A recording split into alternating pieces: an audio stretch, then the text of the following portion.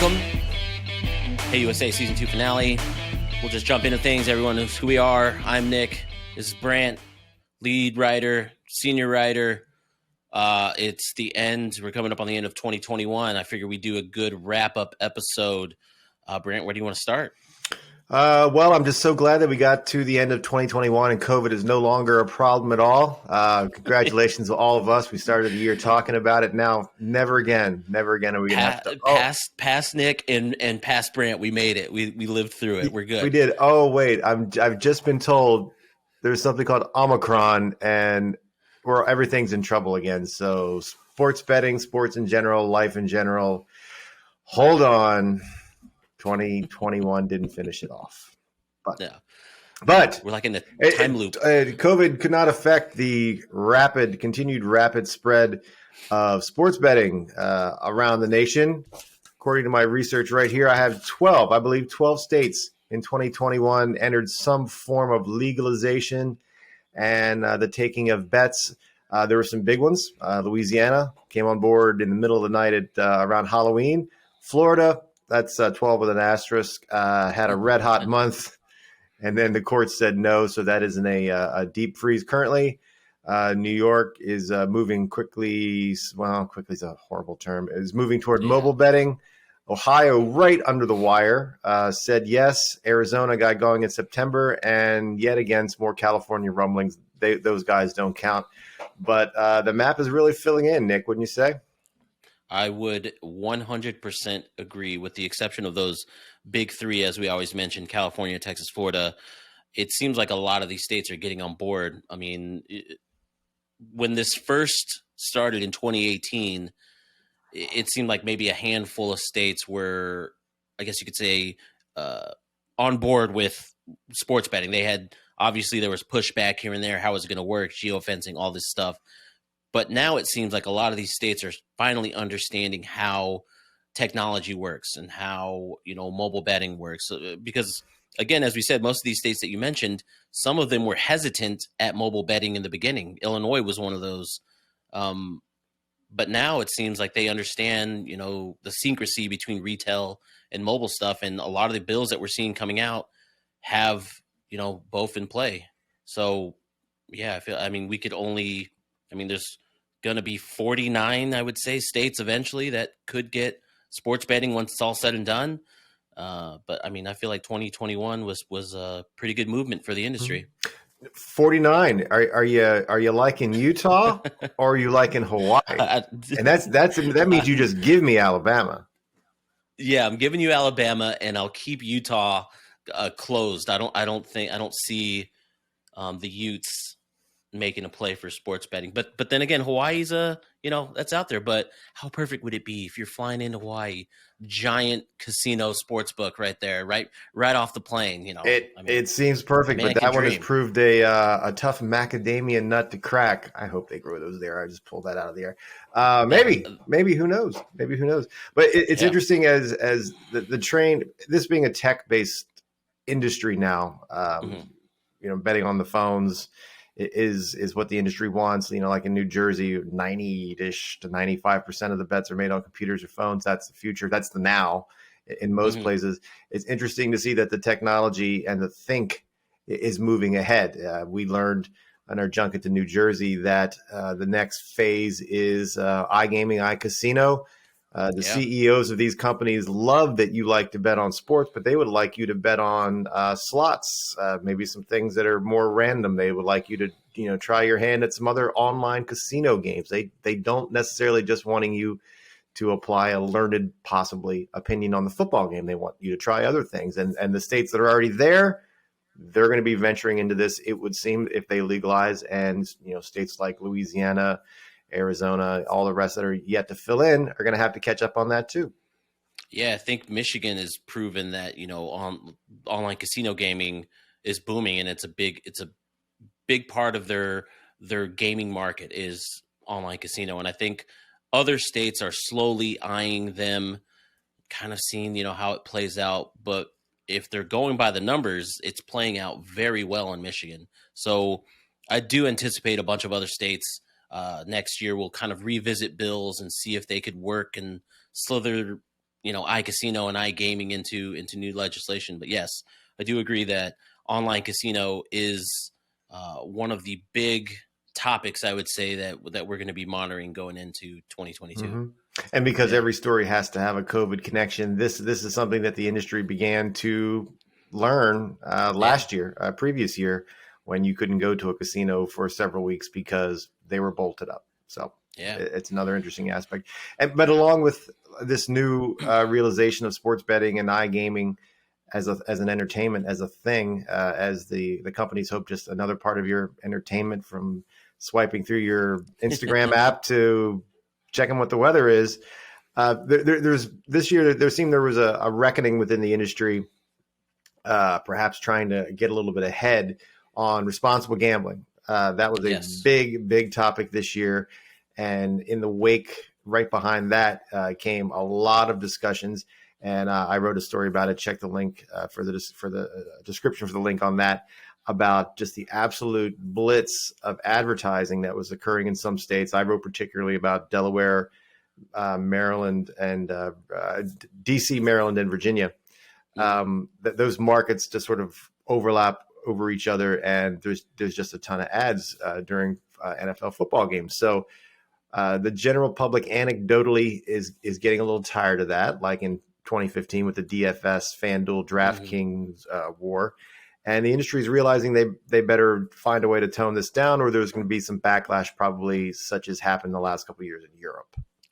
Yeah, I would say take that even further. I mean, at the beginning of baseball season, when I was actually allowed to finally go into White Sox games, it just seemed like, overnight Signage, FanDuel, all these sports books just covered walls. All of a sudden, lounges had names on them, bus signs, billboards, transit stops on the side of buses. It just seemed like overnight all this stuff appeared.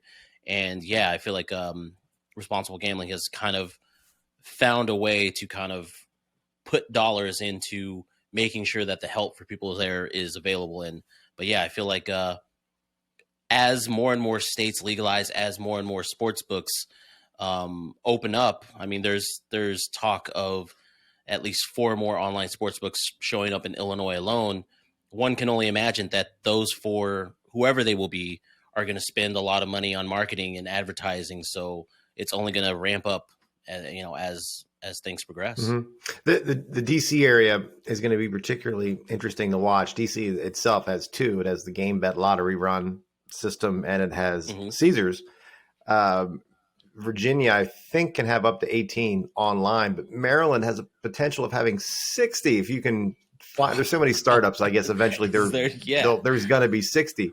But if you're a person who lives in a suburb in one of the states and works in DC or commutes through, and just with the amount of media there, and as you said, the amount of buses and the amount of billboards, it's going to be absolutely incredible. And you can see how folks are going to get tired of it, just as if they would be tired, of the same Geico commercial, or tired of that damned emu, whatever that is. I mean, you're going to get sick of this eventually. And maybe you're going to get tired of watching Caesar with that chalice, talking to his people. Yeah. Speaking of, commercial based things, we did a little video on that, of the type of brand ambassadors that are now joining the fold, which was, I believe you have the power poll going on that. Power poll, which is, I would say, that is also a big highlight of this year. We're talking about wrap up stuff. Just seeing the former sports icons that were on the field, your Drew Breeses, your Peyton Mannings, now being the face of certain sports books, which is, you wouldn't have thought that would be a thing, 5-10 years ago. Yeah, just such a huge influx in 2021. It slowed down a little bit by the end of the year because I think most of the retired sports athletes had already had signed a gig. You mentioned Drew Brees with PointsBet, Shaq with WinBet, rocketed himself to. I put him number 2 on the poll, behind only Michael Jordan, who has a stake in DraftKings. The entire Manning family now works for Caesars, which is great for that brand because they're one of the holy families of Louisiana. Feel bad for Drew Brees, the former quarterback of the Saints. signed his deal with PointsBet and sort of gotten a long shadow cast upon him by an entire wing of the family with Eli, Peyton, and Cooper, who they have some fun with in the commercials there. But yeah, it's become a completely reasonable post-career avenue for athletes. Apparently, the calculus is being made that this is not considered some sort of unscrupulous thing anymore. It's another way for athletes to, influence you to spend your bucks. And, with the leagues on board, it stands to reason that the athletes want to get a little piece of that too. Yeah. I would say, that another highlight of 2021 would be the return of in-person conferences. I actually got to attend 2 this year, which was a good thing. Nice legs. Yeah, nice which legs. Is a phrase that you make coined. That work. Yeah, and SBC in Jersey. But, all jokes aside, just being able to, shake hands and see people in person was quite a joy. I know that might slow up a little bit with the holidays and this new variant coming out, but for the time that it lasted, it was very good to kind of, meet people that I've only been on Zoom calls and speaking with. So that was a nice little joy in the gaming industry was, being back to in-person conferences. Yeah. Including us. Yeah. I mean, folks watch this video and go, oh my goodness, the rapport those two had. Yeah. They must have known each other forever, but we just never met in person. Yeah. Turns out I had no idea you were like 6'7". And I had no idea you were like 4'3". Yeah. On a good day. Yeah. What else we got? What else would you say would be another highlight of it's kind of in keeping with the previous topic. I think that just the further mainstreaming of sports betting as entertainment, just in no particular order. In the past years, we've had Dave and Buster's express an interest in bringing sports betting in the fold. We had Maxim magazine, which I didn't even know was a thing anymore, create Maxim Bet. You had 888 ally with Sports Illustrated to create SI Sportsbook, to the point where 888 pulled out of New Jersey as a brand just last week, and it's going to be replaced by SI Sportsbook. The Associated Press has an official sports betting outlet. They use I believe they used FanDuel odds. If that makes you uncomfortable, you're probably not watching this anyway. So I don't know if I'm speaking to you, but it's definitely a thing, and it is absolutely just another part of the veneer of being a sports fan and just watching stuff on TV. You can get a little sweat watching your team, bet on your team. If you love them, but you're sure they're going to lose, you can feel bad about yourself and bet against them. But there's a lot of options out there if it's legal and live in your state. Speaking of teams, wasn't this the first year that the draft was held in Las Vegas? Or was that 2020? It was supposed to be that year, but it had to go virtual, right? So yeah, this was live. Yeah. So I mean, we even have the NFL embracing sports betting. A draft in Las Vegas. They just announced Super Bowl held at the Raiders Stadium in Vegas in 25, I believe. 4. I think it's 4.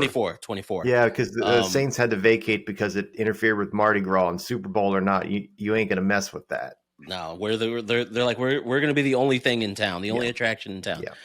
But yeah, you see now the embrace from all these sports leagues on how sports betting has impacted, whether it be partnership, whether it be the name of a stadium, Caesars Superdome now. Yes. And now, speaking just locally here in Illinois and Chicago, they recently passed a ordinance that allows sports books at stadiums. There are other places in the U.S. that permit that, Washington, D.C. being one of them, but that is going to be a big game changer if you're going to a Bears game. If they're still, performing the way they are, you could at least walk into the sports betting lounge, place a couple in-person wagers. You could still hop on your phone because mobile sports betting is legal in the state. Imagine going to a Bulls game at the United Center, going to the White Sox Park. Wrigley Field already has a deal in place with FanDuel. It's going to transform the way that people experience live sporting events. For years to come. I mean, this year the Super Bowl's at SoFi in California, but next year at State Farm in Glendale, Arizona, that'll be, unless someone else builds a sports book really fast, that's going to be the first stadium with an actual sports book in it. And it will be the first in the first state with mobile sports betting. So even if they have some construction delays, if you got a phone, you got a sports book. So it's marching along. It absolutely is marching along. Yeah. Moving on. What do we? I mean, I feel like that we're kind of hitting all the hot topics. Can you think of anything else? Well, ending this year and crossing into next year, I'm really interested to see what happens with crypto. People have no opinion on it. They're either really certain it's going to be part of the future, or it's nothing but a venue for money laundering, and it's going to bring down some corporations, some casino corporations. I don't know, but I'm really interested to see what happens. I think that's absolutely cemented itself as a story and as a trend this year, and I think that's really going to be a part of what we're doing about a year from now when we do this video recounting 2022. I would say one thing I'm looking forward to before your eyes gloss over: mergers and acquisitions. I did a story, link in the description. I feel that the cliff of companies gobbling up other ones or new companies branching out, we're reaching that cliff where it's going to stop. But the companies that combined in 2021, making publicly traded companies, for me, that's the kind of stuff that I find pretty interesting. Seeing who's going to be the top dog, who's going to change Wall Street. A lot of this Wall Street bet stuff, people trying to short the market and stuff. I mean, all that stuff I find pretty interesting. But seeing, a thing like DraftKings become a publicly traded company, seeing Golden Nugget Online, going public, Rush Street Interactive, I feel like we're reaching the cliff where these companies there's not going to be anyone left. It's going to be the big four, big five industry. And then there's going to be, like we saw at SBC, a lot of startups that are trying to get acquired because of their tech. And I believe you're right that crypto is going to be one of the things. Oakland Athletics, you can now use crypto to pay for seats at a stadium.